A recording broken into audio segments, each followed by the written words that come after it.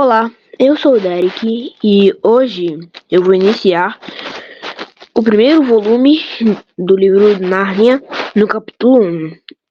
O título do capítulo 1 é A Porta Errada. O que aqui se conta aconteceu há muitos anos, quando vovô ainda era menino. É uma história da maior importância, pois explica como começaram as idas e vindas entre nosso mundo e a Terra de Nárnia. Naqueles tempos, Sherlock Holmes ainda vivia em Londres e as escolas eram ainda muito piores que as de hoje, mas os doces e os salgadinhos eram muito melhores e mais baratos. Só não conto para não dar água na boca de ninguém. Naquela época vivia em Londres uma garota que se chamava Polly. Morava numa daquelas casas que ficavam coladas umas nas outras, formando uma enorme fileira. Uma bela manhã, ela estava no quintal, quando viu surgir por cima do muro vizinho o rosto de um garoto. Polly ficou muito espantada, pois até então não havia crianças naquela casa. Apenas os irmãos, André e Letícia, dois solteirões que moravam juntos. Por isso mesmo, regalou os olhos muito curiosa. O rosto do menino estava todo encardido.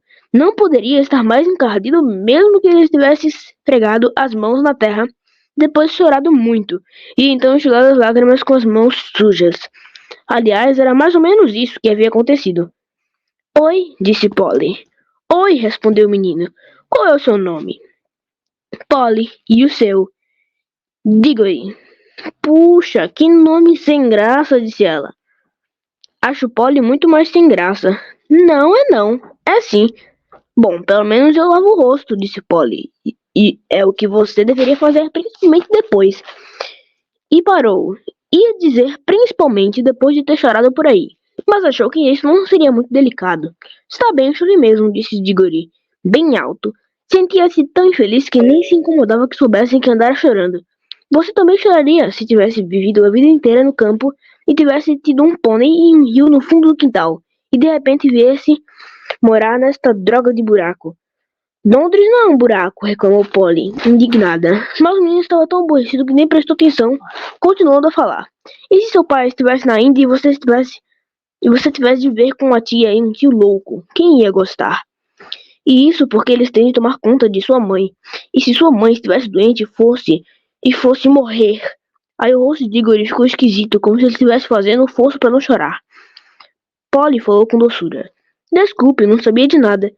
E como não tinha mais o que dizer, ou querendo animar o garoto, perguntou, seu tio é mesmo doido? Ou é doido, ou então há um mistério nisso. Ele tem um estúdio no último andar. E tia Leta nunca me deixa ir lá. Isso não me cheira bem. Tem mais. Sempre que ele quer me falar alguma coisa na hora de jantar, ela não deixa, dizendo, não aborreço o menino, André. Ou então, Diggory, não está nada interessado nisso. Ou, Diggory, acho melhor você ir brincar no quintal. Mas que tipo de coisas ele tenta lhe dizer? Perguntou a menina. Não tenho a menor ideia. Ela nunca deixa ele continuar. Tem outra coisa. Ontem à noite, eu estava passando perto da escada do sótão, indo para a cama, quando ouvi um grito. Quem sabe ele não tem uma mulher louca que ele esconde lá, sugeriu a menina. Já pensei nisso. Quem sabe ele faz dinheiro falso. Também pode ter sido um pirata e agora anda escondido dos antigos companheiros. Sensacional, exclamou Polly. Jamais poderia imaginar que sua casa fosse tão interessante. Você que diz isso, porque nunca dormiu lá. Não é nada agradável. Acordar no meio da noite, ouvindo as passadas do tio André no corredor, vindo na direção do seu quarto, e os olhos dele são de dar medo. Foi assim que Polly e Diggory se conheceram. Era no início das férias. E como nenhum deles iria viajar para a praia, passaram a encontrar-se quase todos os dias. As aventuras começaram principalmente por um motivo. Era um daqueles verões, muito úmidos e quentes, de modo que em vez de brincar ao ar livre, eles preferiam fazer incursões dentro de casa. É impressionante quantas explorações a gente pode fazer num casarão com um toco de vela na mão. Algum tempo atrás, Polly havia descobrido que uma portinha Peraí. Algum tempo atrás, Polly havia descoberto que uma portinha no sótão da sua casa dava para uma caixa de água em um lugar escuro. O lugar escuro parecia um túnel comprido com uma parede de tijolos de um lado e um telhado inclinado do outro. Não tinha assoalho no túnel. Era preciso andar de viga em viga, pois entre elas havia somente massa, no qual não se podia pisar, sob o risco de se cair no teto no aposento de baixo. Polly utilizava um pedacinho do túnel perto da caixa como uma caverna de contrabandista. Levara para lá tábuas de caixotes, assentos de cadeiras, coisas que ia espalhando entre as vigas para fazer uma espécie de assoalho. Também guardava ali uma caixa contendo vários tesouros, uma história que andava escrevendo e maçãs. Era ali também que costumava beber tranquilamente sua garrafa de soda. As garrafas vazias ajudavam a fazer o ambiente. Diggory gostou muito da caverna, mas ele estava mais interessado em prosseguir nas explorações. Olha aqui, disse ele. Até onde vai este túnel? Ele para onde termina a sua casa? Não, continua. Só não sei até onde. Quer dizer então que poderíamos andar por cima de todas as casas do quarto grão? Poderíamos, mas não podemos. Hein? Podemos até entrar numa outra casa. Ah, é? E acabar na cadeia como ladrão? Não conte comigo. Ah, não seja tão espertinho. Eu só estava pensando na casa depois da sua. Que tem a casa depois da minha? Está vazia. Papai disse que está vazia desde que mudamos para cá. Vamos dar uma olhada, disse Diggory. Estava bem mais entusiasmado do que demonstrava naturalmente. Pôs-se a imaginar por que a casa estava vazia há tanto tempo.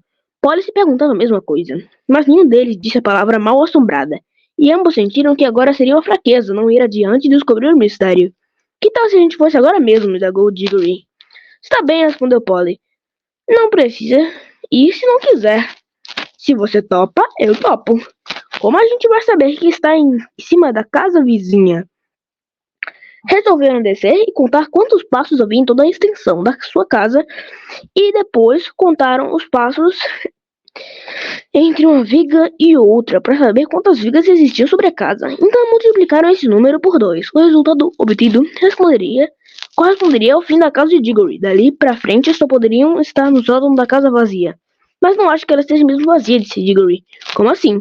Acho que alguém mora lá, escondido, saindo e entrando tarde da noite com uma lanterna abafada. Acho que vamos descobrir um bando de assassinos e ganhar uma recompensa. É besteira acreditar que uma casa fique vazia esse tempo todo, a não ser que exista algum mistério. Papai acha que é por causa do mau estado do encanamento, observou Polly. Encanamento? Gente, grande tem a mania das explicações sem graça, disse Diggory. Agora que conversavam à luz do dia, não parecia muito provável que a casa estivesse mal assombrada. Não estavam muito seguros sobre as medições e os cálculos no papel, mas de qualquer maneira não havia tempo a perder. Não podemos fazer mais menor barulho, disse Polly, quando subiram e se encontraram perto da caixa d'água. Cada um levava consigo uma vela, coisa que não faltava na caverna de Polly. Estava muito escuro e empoeirado lá. Iam pisando de viga em viga, sem dizer palavra, exceto quando cochichavam um para o outro. Já devemos estar na metade do caminho, ou coisa parecida. Ninguém tropeçou. As chamas das velas aguentaram firme. Por fim, descobriram uma portinha encaixada na parede de tijolos. Não havia maçaneta nesse lado, mas havia um pregador, como se vê às vezes na parte interna da porta do armário. Abro? Perguntou Diggory. Olha, se você topar, eu topo, respondeu Polly. A coisa estava começando a ficar séria, mas ninguém ia dar para trás. Diggory empurrou o pregador com dificuldade. A porta abriu-se toda e a súbita luz do dia doeu-lhe nos olhos. Então, com grande espanto, viram que estavam olhando não para um sótão vazio, mas para um quarto mobiliado. Não parecia ter ninguém. O silêncio era tumular. A curiosidade de Polly resolveu a indecisão. Soprando a chama da vela, ela entrou no quarto estranho, quietinha como um camundongo. O local tinha naturalmente a forma de sótão, mas estava arrumado como uma sala de estar. Não havia canto de parede sem estantes, e não havia canto de estante que não estivesse atulhado de livros. O fogo crepitava na lareira. Era um verão muito frio, como você se lembra. Disse Peraí. Diante do fogo estava uma poltrona alta. Entre a poltrona e Polly, enchendo quase a metade da sala. Havia uma mesa enorme, repleta de objetos. Livros, cadernos grossos, livros de tinta, canetas, um microscópio. Mas o que Polly notou em primeiro lugar foi uma bandeja de madeira contendo um certo número de anéis. Os anéis estavam colocados em pares, um amarelo e um verde juntos, em um pequeno espaço. Depois outro anel amarelo com um anel verde. Não eram muito maiores que os anéis comuns, e era impossível deixar de olhar para eles, pois eram muito brilhantes e bonitos. A sala estava tão quieta que se percebia logo de entrada o tic-tac do relógio, mas notava-se agora não era tão quieta assim. Havia no ar um muito ligeiro zumbido. Se os aspiradores de pó já tivessem sido inventados, Paulo imaginaria que se tratava do ruído de um aspirador de pó.